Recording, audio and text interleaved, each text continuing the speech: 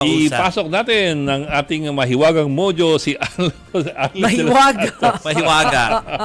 Arles, are you there?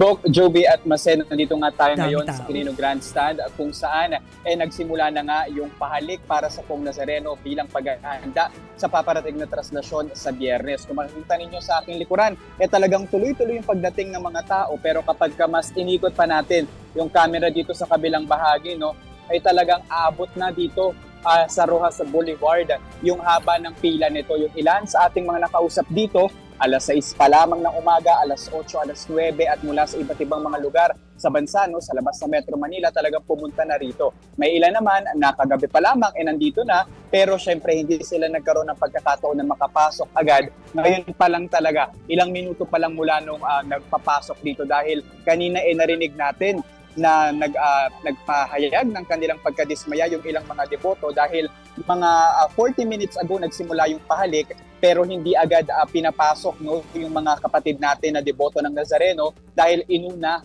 yung mga volunteer daw para sa Traslasyon 2026. So yung iba talagang na-disappoint kasi nakita nila na yung iba na mga naka-t-shirt na bahagi ng simbahan o miyembro nitong paparating na traslasyon, may mga kasama daw ng mga kapatid nila, kamag-anak. So nauuna daw doon sa mga pumila ng mas matagal para kumpara sa kanila. Pero ilang minuto lamang nagsimula ng gumalaw yung pila after nilang mangalampag. Pero kanina nakita talaga natin actually hanggang ngayon, tuloy-tuloy yung pag-ikot ng pulisya, pagpapanatili ng kalinisan at pagpapaalala sa mga deboto dito na ingatan ang kanilang mga gamit nang sa gayon nga ay hindi mawala ang mga ito. Meron din dito tayong mga nakita na mga grupo at ilang individual na may mga bilibreng snack, may mga palugaw, may mga patubig at yung mga merch na Nazareno, may mga sangkot dito na ibinebenta, mga panyo at mga bandana para nga daw alalahanin yung paparating at taunan na sinasagawang pahalik at yung traslasyon ngayong 2026.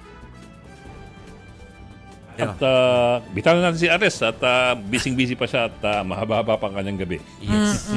Maraming salamat. Thank you, Arles. De Los Thanks, Santos. Arles. Ako nasasagot Yes. sa tanong ni Ed kung ano yung dumaan na blue Ano, na yun. ano? Ano ba yun?